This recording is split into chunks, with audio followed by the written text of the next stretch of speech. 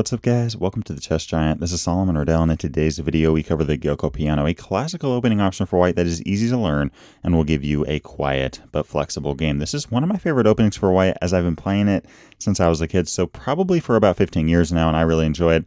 I hope that you guys find some of the ideas in this video helpful, and hopefully this video can help you win some more games with this top tier opening option. Now here we're starting off with e4, and against e5 we're going to play knight f3, attacking that centralized pawn, and against the move of knight c6 we're then going to continue with bishop c4, wasting no time in putting pressure on the weakest pawn in chess. The f-pawns are the weakest pawns in the opening because only the kings defend them, and here you may see a move like bishop c5, black trying to do the exact same thing. And now we're going to enter into the main line of the Giuoco Piano, the quiet game, in which case we're potentially preparing a d4 push, and there's a couple of different options here that you may see from black, which I might make a video on in the future, but the main move you're going to see here 9 times out of 10, maybe even more, is knight f6, simply trying to attack our centralized pawn on e4. So today's video is really going to be focused on what to do against this move for knight f6 idea. But before we jump into that, big shout out to my guy James Miller, who has just become the first to join the Chess Giant Patreon community. With Miller joining,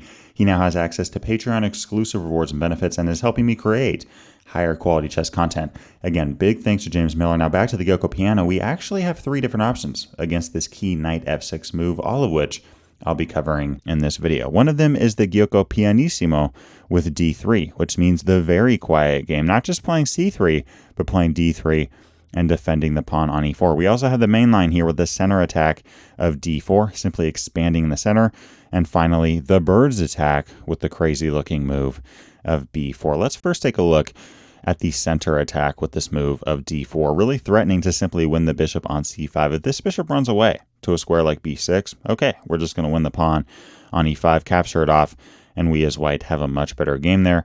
If a move like bishop d6, we got to wonder, okay, why on earth did you play bishop c5 and then bring your bishop back to d6? It seems as if black is giving up a lot of tempo, and on top of that, gaining a very awkward game. So really the main line here and the best move for black is e takes d4, in which case usually white will look at this move of c takes d4, entering into the really normal looking Giuoco Piano, but there is this option of e5, which I want to cover very briefly. This move is not for the faint of heart. In fact, things can get kind of crazy pretty quick here if black is not careful. Notice here, I mean, if black plays a move such as knight g4, okay, we're simply just going to take that pawn on d4. Whole idea being, if a move like bishop b6, we're now just going to develop our pieces further, and we have very nice control of the center of the board. Here white with a much better game. Likewise, going back to this, if we see a move like knight e4, we actually have this option of bishop d5, attacking the centralized knight, and all of a sudden there's really nowhere safe for this knight to go. I mean, obviously if this knight goes to d6 or f6, we're simply just going to capture it off, and if this knight goes to g5, thank you for the knight. So here the best move for black, and it's not close, is knight takes f2, which enters into a pretty crazy line, in which case we play king captures back, and now against d takes c3 with check, we're going to bring our king back to f1. This is the best square for the king. It's going to be hard for black to get after this king, opposed to a square like e1. And now against a move like c takes on b2, we're simply going to capture back with the bishop. And now if we see something like castling kingside, we can return the favor with knight c3, continuing to develop our pieces. Right now we actually have a piece for 3 pawns. Very crazy position, very hyperdynamic. Both sides have chances here, but I personally would much rather have white here, and white does have the objective edge. So all that to say, guys, following the center attack, in which case we push with d4, if black captures back and we push with e5, there's a lot of different ways that black can fall into trouble here and simply have a worse middle game position against the Giuoco Piano. The main line, however, is d5, in which case we're now going to continue with bishop b5, reinstating the threat of capturing on f6, and now pinning this knight on c6 to the king on e8. Again, the best move here for black is knight e4, in which case we're, as usual, going to simply capture on d4, attacking that bishop. If a move like bishop b4 or check, we got bishop d2 ready to go. And if bishop b6, notice now what black's trying to do. Black is trying to put as much pressure as they possibly can on our d-pawn with potential bishop g4 ideas in the future as well. Here's white, the best move is knight c3, simply developing. And now if we see a move such as castling kingside or even bishop g4, in either case, we're going to continue with bishop e3, really trying to strengthen our central pawn structure on d4 and e5. Notice here, by the way, I mean, black by playing bishop g4 is really trying to remove a defender on f3, which defends that pawn on d4. So we got to give this pawn on d4 as much support as we possibly can. Here, if we ever see a move like knight takes c3, that's actually just going to make our job really easy because we can simply capture back with the b pawn.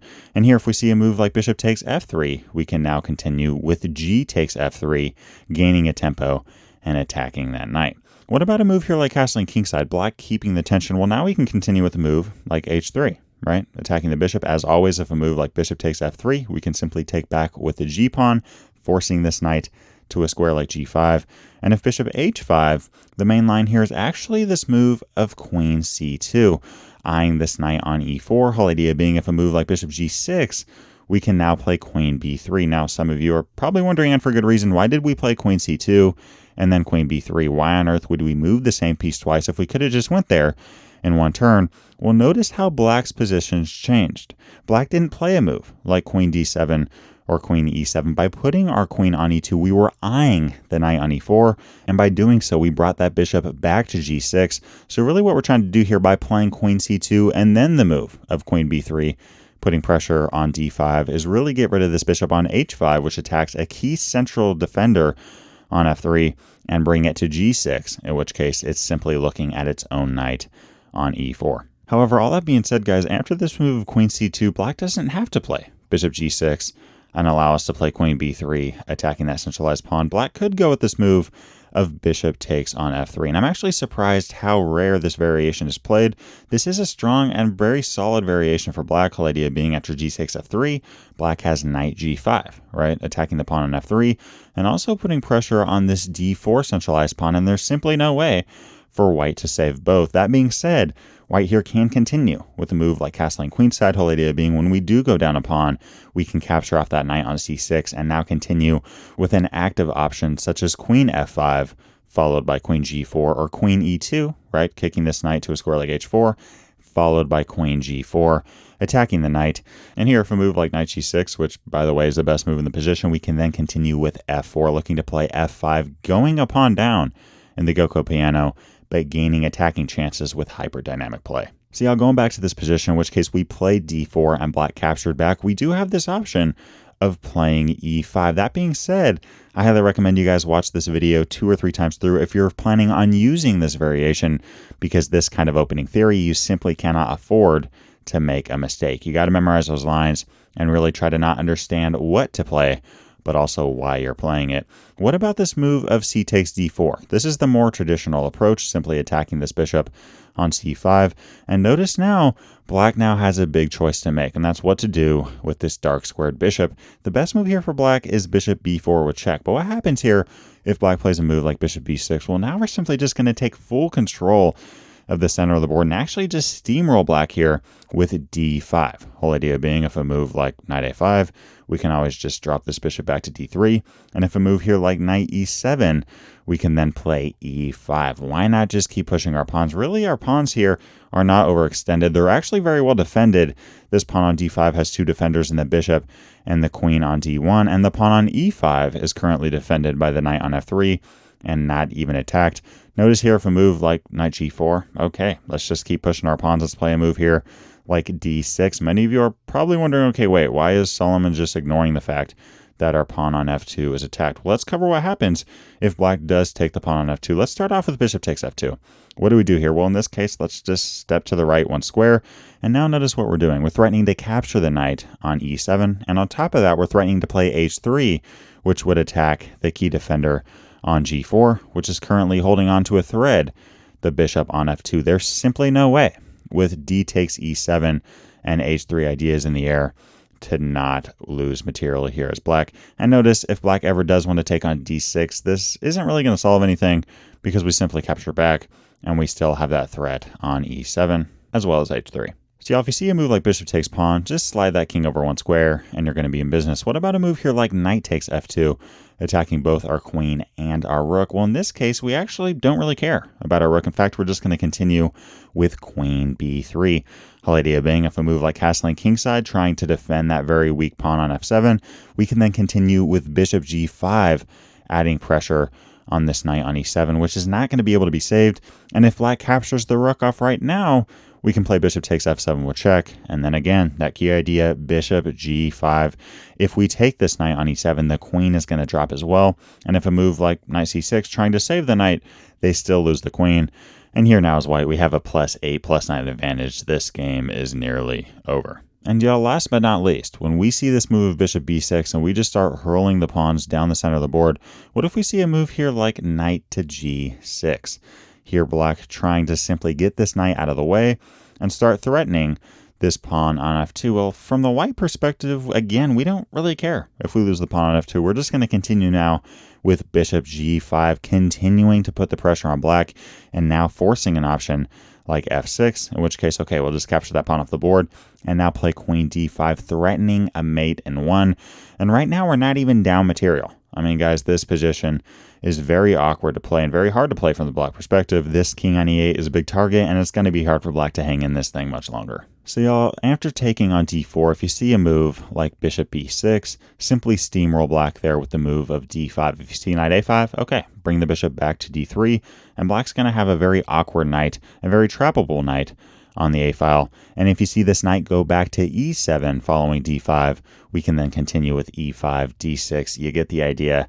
Here black hanging on by a thread. What about this move of bishop b4 with check, attacking our king on e1? Again, the more traditional approach is bishop d2, and this is what we're going to be covering. But let's first take a quick glance at this move of knight c3. I'm not going to be going super in-depth on the Greco attack, simply developing this knight to the c file because there's a ton of opening theory. And really, I think I could make an entire video on this. Let me know down in the comment section below if you'd like to see a video on the Greco attack with knight c3. But really, by playing this move similarly to e5 earlier in this video, we are putting the pressure on black. I mean, if we see a move like castling kingside, we have e5 and bishop g5 ideas both available to us at that current moment.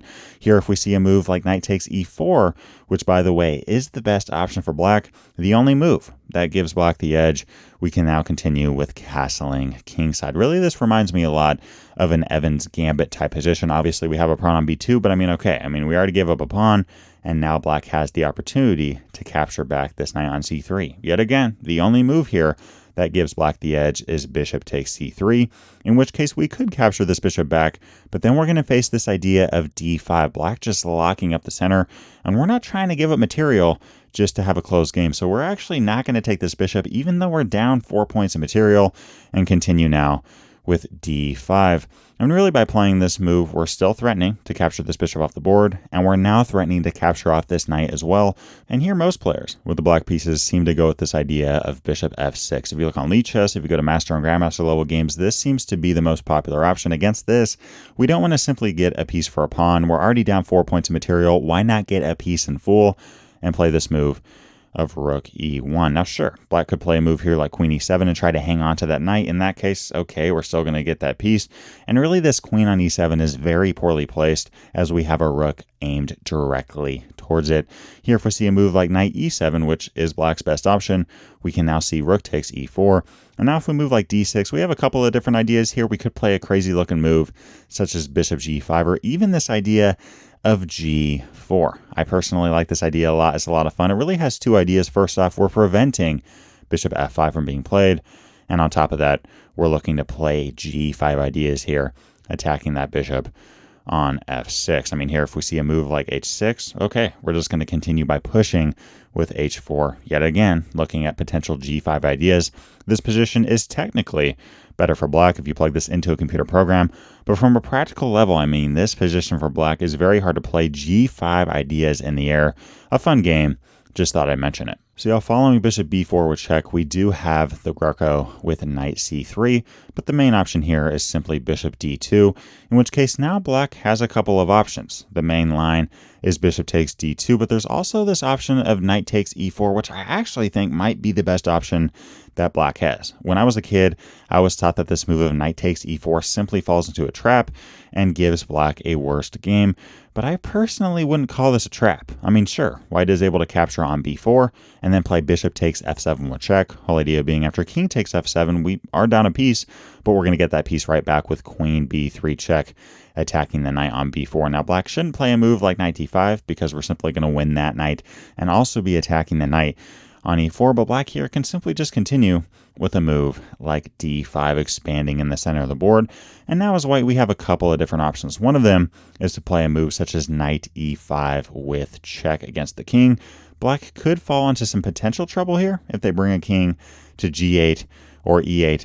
But actually here, this move of king e6 gives black an equal position, surprisingly. And that's because after this move, queen takes b4, sure, this king is hanging out literally on e6, but at the same time, how can we really attack it? Right now, black has ideas like c5, or can even play a very simple option like queen f8, attacking our queen and eyeing queen takes f2 check ideas.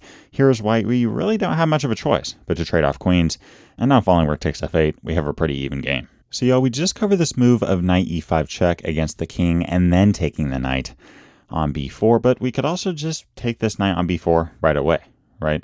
I'm sure this king is a little bit prone to attack, but at the same time, I mean, black could just play a move like rook f8 here, whole idea being this king can now tuck away on g8, and black's going to have a somewhat normal position with a rook on this semi-open file.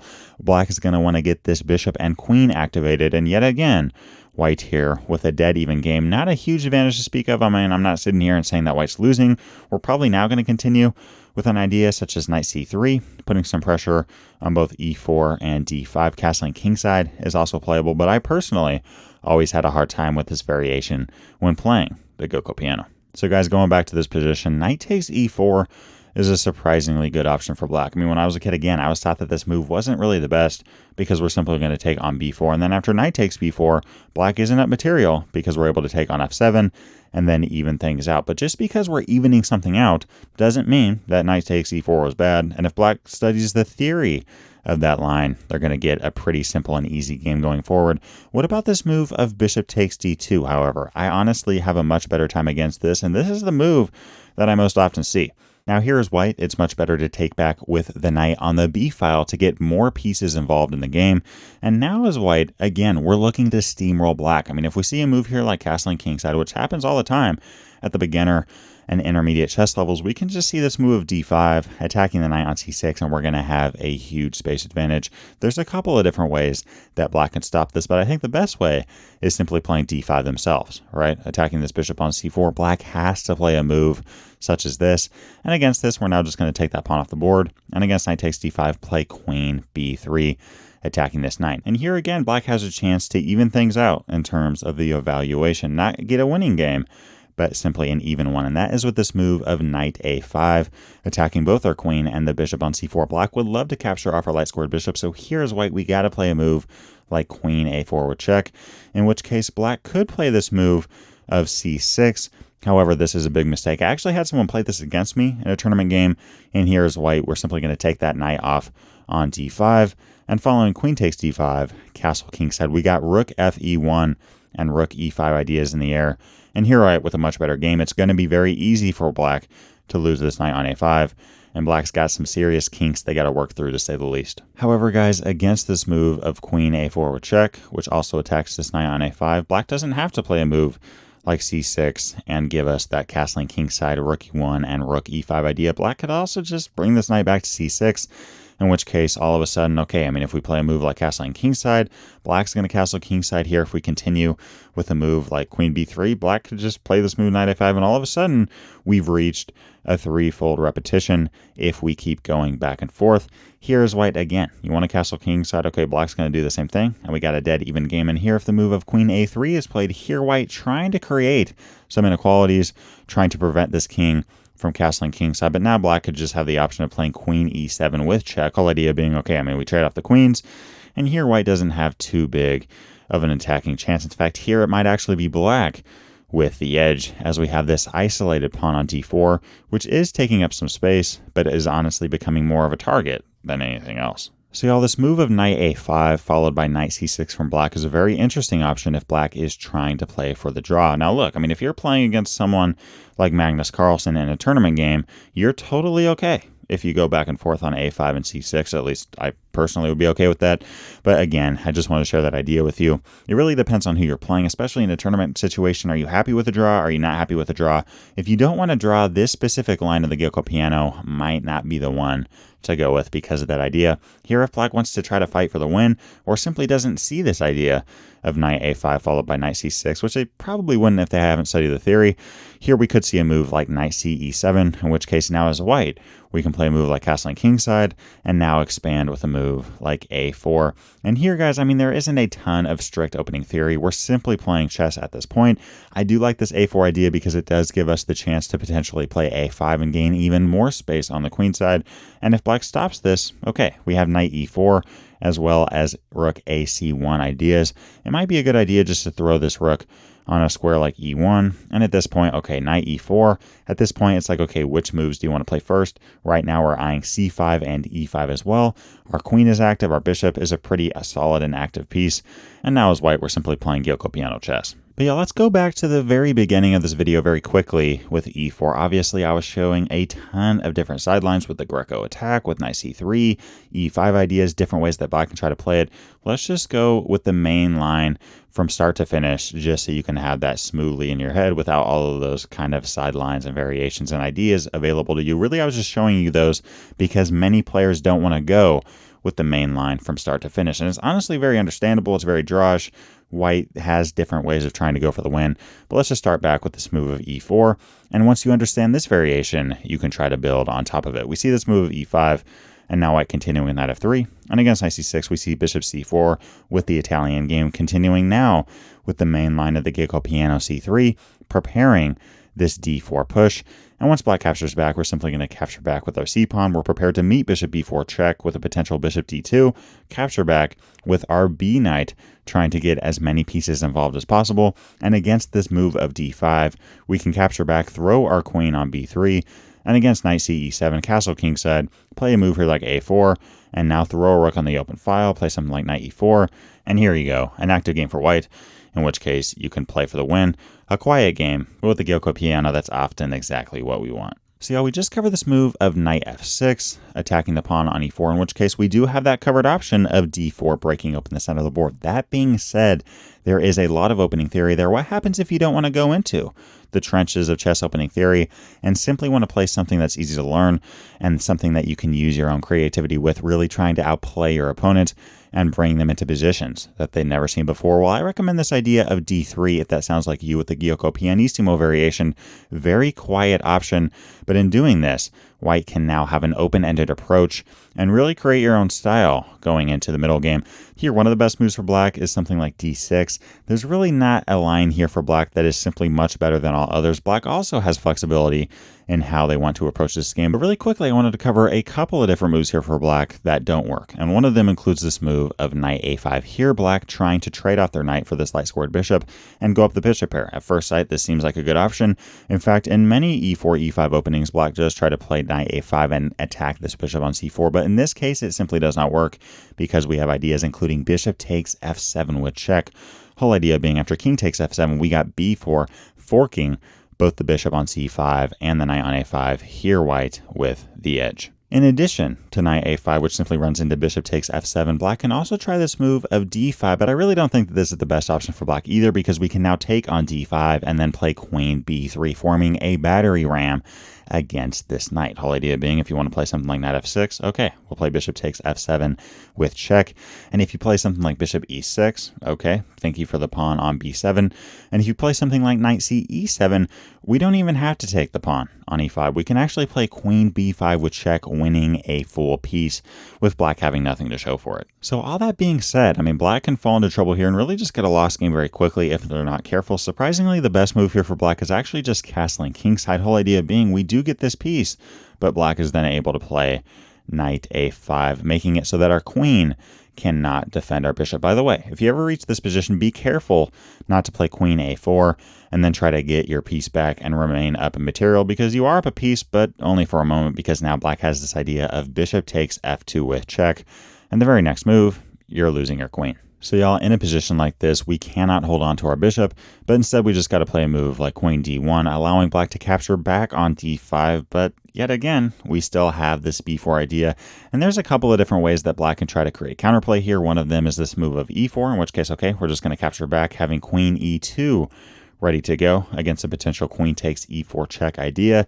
Another option here is something like bishop g4, trying to put pressure on f3, but in that case, I mean, okay, we're just going to take one of your minor pieces like taking on c5 and white there with the edge. We just got to be a little bit careful on defense, but don't get it twisted. White here with the clear advantage. So y'all, with this move of d3 with the Giuoco Pianissimo, I just wanted to cover those options of knight a5, which runs into bishop takes f7, and this idea of d5, which runs into e takes d5, followed by queen b3, white with the big edge there. What happens here if black just plays a quiet move like d6? Well, now as white, we really have an open-ended game and flexibility in how we want to approach it.